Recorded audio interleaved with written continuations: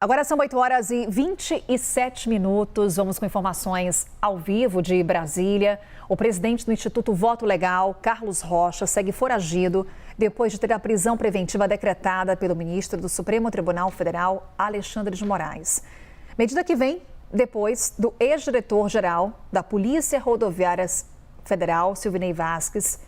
tentar fugir. Vamos falar sobre esse assunto com nossa analista Luísa Martins. Daqui a pouquinho teremos a Aline Beckett trazendo para a gente informações sobre as buscas pelo presidente do Instituto Voto Legal. Mas, por enquanto, Luísa, a gente olha para aquelas medidas que foram adotadas depois dessa tentativa de fuga de Silvinei Vasquez. O quanto que esse episódio envolvendo um dos réus da trama golpista está movimentando as ações dentro do Supremo Tribunal Federal? Carol, vamos lá. Depois que houve essa identificação, de que o ex-diretor da Polícia Rodoviária Federal, Silvinei Vasquez, condenado pela trama golpista, havia violado as cautelares, ou seja, tinha deixado a sua casa em um momento em que ele precisava estar sob recolhimento domiciliar noturno e, além disso, tinha saído do país, Ele foi capturado no Paraguai, sendo que havia restrição não só em relação ao recolhimento domiciliar noturno, mas em relação à permanência no Brasil, Ele estava com restrições nos seus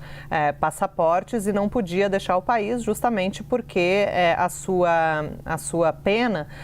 tem aí algumas semanas até que tenha o trânsito em julgado, E com isso haja uma determinação do ministro Alexandre de Moraes para o início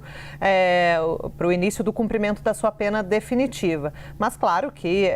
quando as autoridades tiveram conhecimento de que ele havia tentado fugir, isso foi um motivo clássico, Carol, para a decretação de uma prisão preventiva e com isso Silvinei foi capturado ali no Paraguai, já foi trazido ao Brasil e agora está em prisão preventiva e essa prisão preventiva deve ser convertida em definitiva quando houver o trânsito em julgado da sua sentença ao longo das próximas semanas. Isso desencadeou, Carol, uma percepção ali no ministro Alexandre de Moraes, segundo o que eu pude apurar com auxiliares ali, seus interlocutores, de um risco de fuga generalizado, A gente viu, por exemplo, Alexandre Ramagem fugindo para os Estados Unidos, agora a tentativa de Silvinei Vasquez também de sair do Brasil para fugir da aplicação da lei, do início do cumprimento da pena, e aí com isso Moraes determinou a prisão domiciliar, ou seja, medidas cautelares ali mais severas, enquanto os outros réus ainda respondiam em liberdade. A avaliação é de que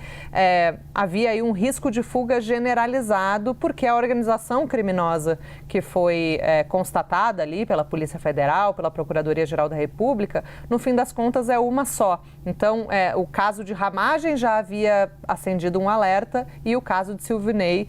tornou essa leitura, essa percepção mais aguçada, Vamos dizer que é como se houvesse um temor de que os demais investigados da trama golpista pudessem, de alguma maneira, se inspirar nos casos de Ramagem e Silvinei e também tentar deixar o país